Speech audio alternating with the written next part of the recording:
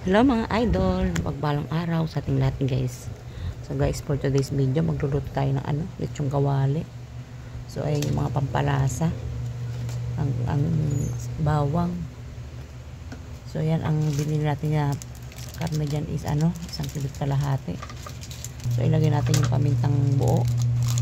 Ayan, 2 pamintang buo, mga pampalasa. Ayan yung laurel. Lagyan natin ng sibuyas. Ayan, sibuyas. Konting betchin. Ayan, saka asin. So, ayan. Nagbasag na yung ko dito. Panoodin hanggang dulo mga ka-idol. Samahan ako. So, ayan na. Patimpla na natin lahat. So, ilagay natin sa kalan. Salang na natin mga ka-idol. So, ayan na nga. Takpan natin. Hintayin natin ng mga 2 araw. Pakuluan dyan. Charot. So, ayun na guys, pa yan? Unang kulo pa lang. So, 1 oras kalahati para natin palalambutin yan, mga ka-idol. So, ayan, balik-balik na rin natin. Proseso lang to mga ka-idol. Makakailang prito tayo dyan. So, ayan. Haluluin natin. Ayan, tatakpan ulit natin.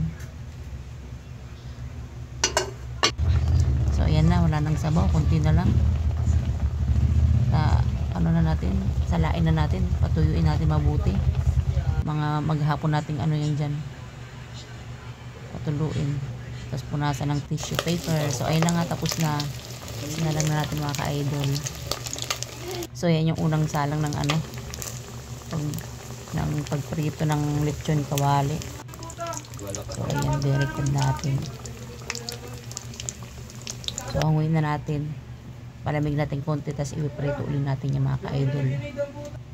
So, ayan. Pangalawang prito na yan. Ito na yung pangatlo. Ayan, pangatlong prito. Pangatlong salang. Para talagang crunchy siya. So, ayan. Malapit-lapit na malutong ating lechong kawali mga ka-idol. So, ayan na nga. Ito ng ating lechong kawali, mga ka-idol. Nakatatlong prito tayo dyan. So, ayan na. Hiwain na natin. Ako, ang sarap naman. Dami na naman ating rice nito. So, ayan. Ang init-init pa dyan. Ang hiniwa ako.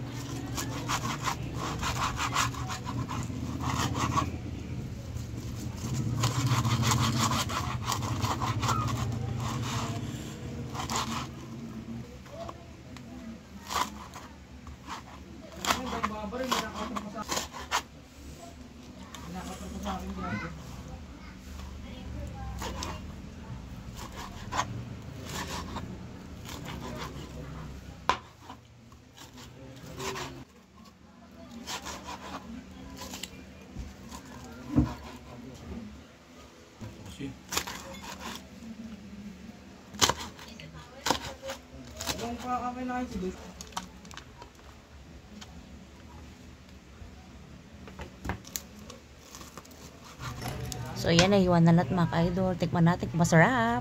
So, ayan guys. Malutong, kain tayo. Ang sarap mga ka-idol. Ang crunchy niya. So, may dumaan pa sa likod ko, papansin. So, ayan guys. Naka-ready ng ating ulam. Salamat sa inyong panonood. Bye-bye!